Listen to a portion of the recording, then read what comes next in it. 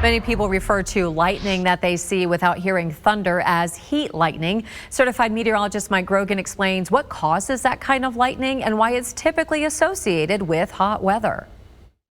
It's a term we often use in the summer months, heat lightning. But what if I told you it doesn't really exist, at least in the way many of us understand it? First of all lightning is hot, so it could be considered hot lightning. But heat lightning is often associated with lightning happening at random in the summer. Well, all lightning actually happens from a thunderstorm. And a thunderstorm in the cooler season is generally of a certain size. And usually we can see them only from about 15-20 miles in distance, about the same range in which we can actually hear thunder. But when it comes to a summer thunderstorm, those thunderstorms are much taller, more expansive, and the distance at which we can see them is much beyond the distance that detectable sound from thunder can reach us. So our little James here might be able to see a thunderstorm at night in the summer from 50 miles away or more. He might see the lightning, but he won't hear that thunder. So we often call that heat lightning. So why is it that's the case? Well, when we don't hear thunder, it's often because we're just simply too far for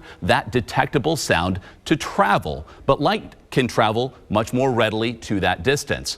And of course, in the summer, there's a lot more ambient noise. We're hearing a lot more insects and other things that can drown out the sound of thunder altogether. And of course, at night, when we often think we hear or see heat lightning, we're seeing a lot of bright flashes from a great distance, and that can, of course, travel quite well in the darkness. But the key is, if you're seeing lightning, and especially if you start to hear that thunder, it is time to move indoors because lightning is still a threat at any point in the year.